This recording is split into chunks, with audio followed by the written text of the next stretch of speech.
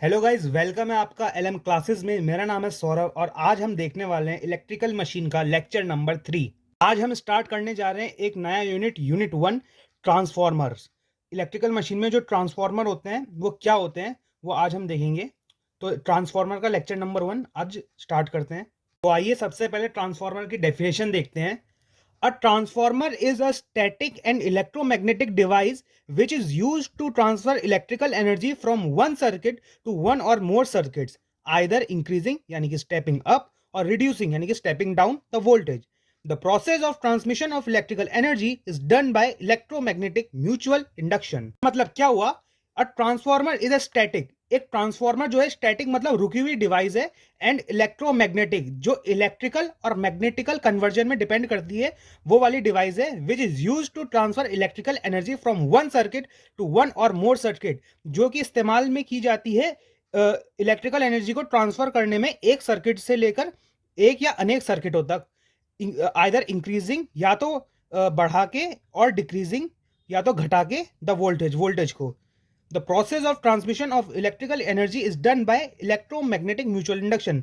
ये जो ट्रांसमिशन का प्रोसेस है वो इलेक्ट्रोमैग्नेटिक म्यूचुअल इंडक्शन के थ्रू किया जाता है। ट्रांसफॉर्मर एक स्टैटिक और इलेक्ट्रोमैग्नेटिक डिवाइस है। इलेक्ट्रोमैग्नेटिक मतलब कोई ऐसी डिवाइस जो इलेक्ट्रिकल एनर्जी को मैग्नेटिक एनर्जी में या मैग्नेटिक एनर्जी को इलेक्ट्रिकल एनर्जी में कन्वर्ट कर सके, उन डिवाइसेस को इलेक्ट्रोमैग्नेटिक डिवाइस कहते हैं। देखिए इलेक्ट्रोमैग्नेटिक म्यूचुअल इंडक्शन क्या होता है। सपोज कीजिए आपके पास दो कॉइल है, कॉइल C1 और कॉइल C2। अब सपोज कीजिए कॉइल C1 है, इससे करंट आई फ्लो कर रही है। अब इसके करंट आई फ्लो करने से इसमें एक फ्लक्स इंड्यूस हो जाएगा। अब ये फ्लक्स जब इससे लिंक करेगी कॉइल C2 से, तब इसमें भी एक करंट आई जो है वो फ्लो करने लगेगी। तो कॉइल C1 के वजह से जो करंट फ्लो कर रही है कॉइल C2 पे, ये म्यूचुअल इंडक्शन के थ्रू हो रहा है। जबकि कॉइल C2 का करंट है वो कॉइल C1 के मैग्नेटिक फ्लक्स पे डिपेंड कर रहा है, तो ये म्यूचुअली इंडक्शन कहलाता है। मतलब एक कॉइल जो कि दूसरे कॉइल पे डिपेंड हो, इसका इलेक्ट्रिकल एनर्जी जो है मैग्नेटिकली इसमें कन्वर्ट हो रही है, जिसकी वजह से ये फिर से ये मैग्नेटिक का जो फ्लक्स है इससे लिंक कर रहा है, फिर ये इलेक्ट्रिसिटी यानी कि करंट आई में कन्वर्ट हो रहा है। इसी को इलेक्ट्रोमैग्नेटिक इंडक्शन कहते हैं। और म्यूचुअल इंडक्शन मतलब ये जो कॉइल C2 का इलेक्ट्रोमैग्नेटिक इंडक्शन है वो जो है C1 के कॉइल पे डिपेंड कर रहा है। मतलब जो करंट आई है, ये वाला करंट C2 का, वो C1 के करंट पे डिपेंड कर रहा है, इसलिए ये म्यूचुअली इंडक्शन कहलाता है। ये कुछ इंपॉर्टेंट पॉइंट्स के बारे में बात कर लेते हैं ट्रांसफार्मर का। सबसे पहले हम इसका ओवरव्यू सर्किट देखते हैं। सर्किट डायग्राम का कुछ इस तरह से बनता है। ये सबसे पहले इसे जो स्क्वायर शेप का आपको दिख रहा है ये कोर है, और ये कोर 3D में ऐसा दिखता है, 2D में से ऐसा बनाते हैं नॉर्मल। इसका आगे का फ्रंट व्यू है ये। और ये इसमें जो कोर है ये एक के ऊपर एक लेमिनेट शीट से स्टैंपिंग करी जाती है। मतलब ये जैसे ये एक एल शेप का शीट है, इसे एल शेप का शीट है, इसको चिपकाया जाता है एक के ऊपर एक बहुत सारे, और बीच में इसकी वो करी जाती है लेमिनेटिंग। ये हम आगे पढ़ेंगे कंस्ट्रक्शन में। और ये जो लेफ्ट तरफ इसकी एक वाइंडिंग करी जाती है उसे हम प्राइमरी वाइंडिंग कहते हैं, और राइट की तरफ एक वाइंडिंग करी जाती है जिसे हम सेकेंडरी वाइंडिंग कहते हैं। सिमिलरली ये 2D में है स्ट्रक्चर्स का।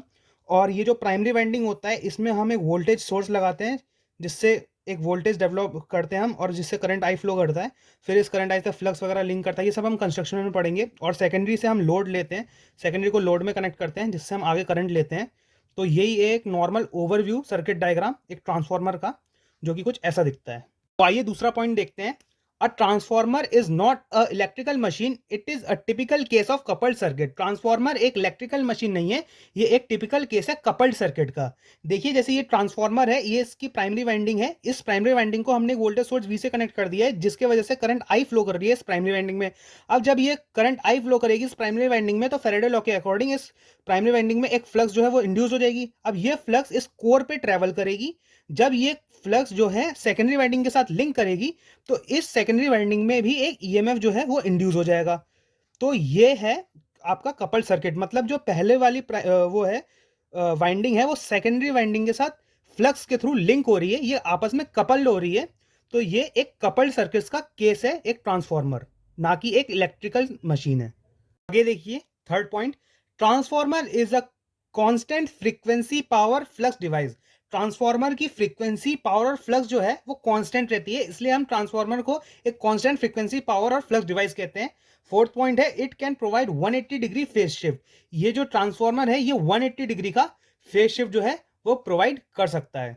फिफ्थ पॉइंट में देखिए, ये ट्रांसफार्मर है, इसमें आप क्या करते हैं, वोल्टेज सप्लाई लगाते हैं जिसमें करंट प्रोड्यूस होता है, फिर इसमें फ्लक्स जनरेट होता है, फिर ये फ्लक्स जब सेकेंडरी कॉइल से लिंक करता है तब इसमें भी एक ईएमएफ इंड्यूस हो जाता है। तो यानी कहने का मतलब ये है कि आप इसको इनपुट जो देते हैं वो इलेक्ट्रिकल देते हैं, फिर ये जो ट्रांसफार्मर कोर है इसमें मैग्नेटिकली फ्लक्स जो है वो ट्रैवल करता है, फिर ये मैग्नेटिक फ्लक्स जो है जब सेकेंडरी कॉइल से लिंक करता है फिर से हमें इलेक्ट्रिकल आउटपुट मिलता है। तो मतलब जो प्राइमरी है, प्राइमरी में हमें मिला, प्राइमरी में हम इलेक्ट्रिकल देते हैं, कोर में ये मैग्नेटिकली ट्रांसफर होता है, फिर आउटपुट में हमें इलेक्ट्रिकल एनर्जी मिलती है।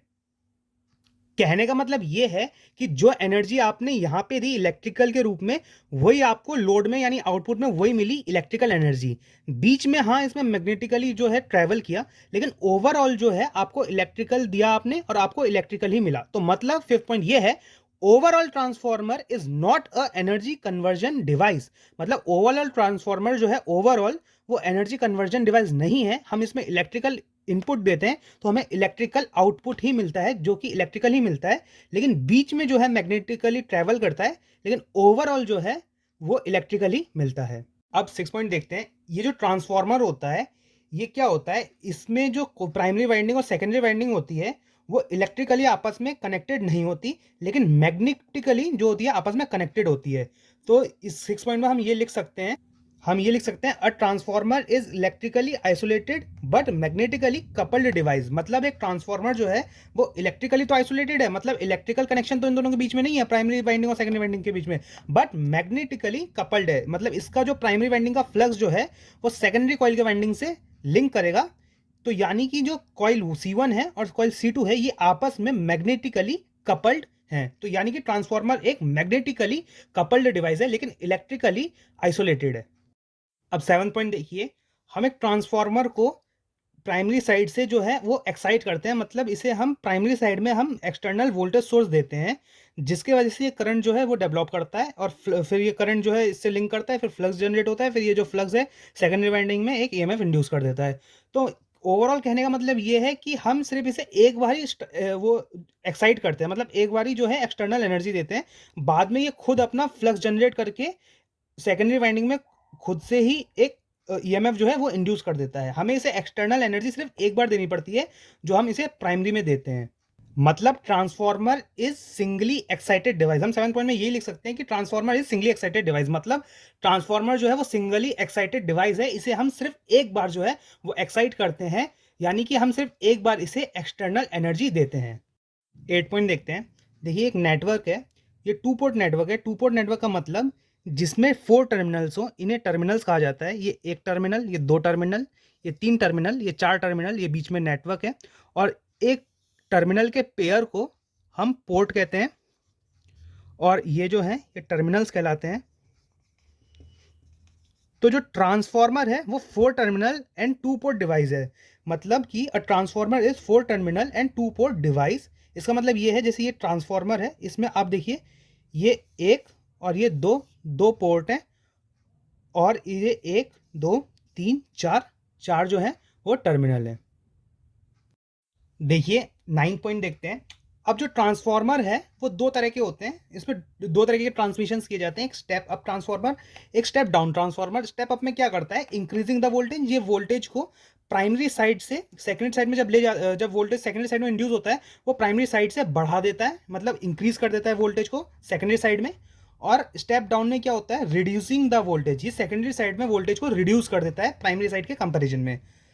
तो हम 9 पॉइंट में ये ले सकते हैं, for step up transformer it is a booster device.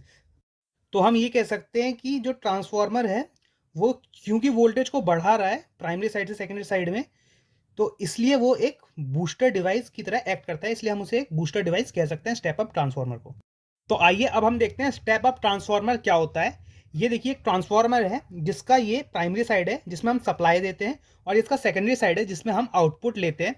अगर किसी ट्रांसफार्मर की जो प्राइमरी साइड है उस प्राइमरी साइड का सप्लाई वोल्टेज जो हो वो लो हो सेकेंडरी साइड के आउटपुट वोल्टेज के कंपैरिजन में, तो वो होगा एक स्टेप अप ट्रांसफार्मर। मतलब कि फॉर एग्जांपल हमने सप्लाई में इसको दिया 110 वोल्ट, और फिर हमें ट्रांसमिशन प्रोसेस के बाद आउटपुट में मिला 220 वोल्ट, तो ये एक स्टेप अप ट्रांसफार्मर है क्योंकि इसमें प्राइमरी में जो वोल्टेज है, सप्लाई वोल्टेज वो कम है, लो वोल्टेज हम सप्लाई कर रहे हैं और ये हमें हाई वोल्टेज प्रोवाइड कर रहा है आउटपुट में, तो ये एक स्टेप अप ट्रांसफार्मर हुआ। अब देखिए, जहाँ पे वोल्टेज कम होता है जिस साइड, उसे हम लो वोल्टेज वाइंडिंग कहते हैं, और जिस वाइंडिंग में वोल्टेज ज़्यादा होता है उसे हम हाई वोल्टेज वाइंडिंग कहते हैं। तो इस केस में जो प्राइमरी वाइंडिंग है वो लो वोल्टेज वाइंडिंग है और जो सेकेंडरी वाइंडिंग है वो हाई वोल्टेज वाइंडिंग है। ये सपोज कर लीजिए, जो प्राइमरी वाइंडिंग है उससे वोल्टेज V1 आ रहा है और आउटपुट में वोल्टेज V2 मिल रहा है। तो इस केस में जो है वो V1 जो है वो छोटा होगा V2 से। तो ये है एक स्टेप अप ट्रांसफार्मर। इसको हम जनरली ऐसे डिनोट करते हैं, जैसे 110 से 120 में कन्वर्ट हो रहा है 120 वोल्ट में, तो ये ऐसे हम इसे लिखते हैं 110 वोल्ट से 220 वोल्ट। तो ये है एक स्टेप अप ट्रांसफार्मर जिसमें प्राइमरी वोल्टेज है वो लेस है, सेकेंडरी वोल्टेज जो है वो मोर है। अब देखते हैं स्टेप डाउन ट्रांसफार्मर क्या होता है। नॉर्मली ये सिंपल ट्रांसफार्मर है। इसमें क्या है, इसमें जो प्राइमरी वाइंडिंग है इसका जो वोल्टेज होता है, सप्लाई साइड का वोल्टेज जो होता है वो हाई होता है, और जो वोल्टेज हमें आउटपुट में मिलता है सेकेंडरी साइड में वो हमें लो मिलता है। तो मतलब क्या है, ये हाई वोल्टेज को लो वोल्टेज में कन्वर्ट करता है, उसे हम स्टेप डाउन ट्रांसफार्मर कहते हैं। तो इस केस में जो प्राइमरी वाइंडिंग है वो हाई वोल्टेज वाइंडिंग होगी और जो सेकेंडरी वाइंडिंग है वो लो वोल्टेज वाइंडिंग होगी। सिमिलरली सपोज कर लीजिए हम सप्लाई दे रहे हैं इस बार इसे 220 वोल्ट का, और ये कन्वर्ट कर रही है ट्रांसमिशन प्रोसेस के बाद 110 वोल्ट में। तो ये यानी जो प्राइमरी साइड की जो वोल्टेज है वो ज़्यादा है, सेकेंडरी साइड की वोल्टेज यानी आउटपुट में जो मिल रही है वो कम मिल रही है। तो ये एक स्टेप डाउन ट्रांसफार्मर हो गया, क्योंकि ये वोल्टेज को जो है वो डाउन कर दे रहा है। तो इसको हम ऐसे डिनोट करते हैं, जैसे ये 220 वोल्ट है, इसको ऐसे ये 110 वोल्ट में कन्वर्ट कर दिया, और सपोज कर लीजिए ये सप्लाई साइड में V1 दे रही है वोल्टेज और आउटपुट में हमें V2 मिल रहा है, तो इस केस में V1 जो है वो ग्रेटर है V2 के। तो यही है आपका स्टेप डाउन ट्रांसफार्मर। तो आइए देखते हैं अब पावर सिस्टम क्या होता है। पावर सिस्टम एक नेटवर्क होता है। Power system is a network of generation, transmission and distribution. ये जनरेशन, ट्रांसमिशन और डिस्ट्रीब्यूशन का एक पूरा का पूरा नेटवर्क होता है। मतलब कि हमारे घरों तक बिजली कैसे पहुंच रही है, जनरेशन से लेकर पूरा डिस्ट्रीब्यूशन तक, वो पूरा का पूरा एक सिस्टम को पावर सिस्टम कहते हैं। सबसे पहले आ जाता है इसमें जनरेटिंग स्टेशन, मतलब जहां पे बिजली बनाई जाती है। सबसे पहले 11 किलोवाट की बिजली जो है जनरेटिंग स्टेशन में बनती है, जिसको डिस्ट्रीब्यूट किया जाता है हमारे घरों तक, आउटपुट तक। तो उसके लिए हमें ट्रांसफार्मर का यूज़ करना पड़ता है। सबसे पहला जो ट्रांसफार्मर का यूज़ करते हैं वो होता है स्टेप अप ट्रांसफार्मर, क्योंकि हमें से लॉन्ग डिस्टेंस ट्रांसमिशन लाइन में वोल्टेज को ट्रैवल कराना है, तो इसलिए हमें काफ़ी ज़्यादा वोल्टेज की ज़रूरत पड़ेगी। तो सबसे पहले इसमें 11 किलोवाट की जो वोल्टेज जनरेट हुई है उसको हमें और बढ़ा के 132 वोल्ट में कन्वर्ट करना पड़ेगा, ताकि ट्रांसमिशन में जो है वो कम लॉसेज हों। तो सबसे पहले ट्रांसफार्मर 1 में देखिए हम स्टेप अप ट्रांसफार्मर का यूज़ करते हैं, जो 11 किलोवाट वोल्टेज को 132 किलोवाट वोल्टेज में कन्वर्ट कर देता है। अब इसके बाद एक दूसरा ट्रांसफार्मर लेते हैं जो 132 किलोवाट वोल्टेज को स्टेप डाउन कर देता है 11 किलोवाट में। ये जो सेकंड ट्रांसफार्मर है इसका हम फर्दर आगे एक और ट्रांसफार्मर लगाते हैं, जो कि इस 11 किलोवाट को भी और कम कर देता है 240 वोल्ट में, जो कि हमारे घरों तक आता है। और कुछ कुछ जो जैसे इंडस्ट्रीज हो गए या फिर ऐसी हैवी मशीनरी जहाँ पे यूज़ होती है, वो यहाँ पे और भी ट्रांसफार्मर्स लगते हैं जो 11 किलोवाट को थोड़ा कम में करते हैं, जैसे 5 किलोवाट में या फिर 1000 वाट में। तो वो भी लेते हैं अलग अलग इंडस्ट्रीज़ में, या फिर जहाँ पे हैवी मशीनरीज होती है वहाँ पे भी डिस्ट्रीब्यूशन होता है। लेकिन मेनली जो है वो 240 वोल्ट जो है उसमें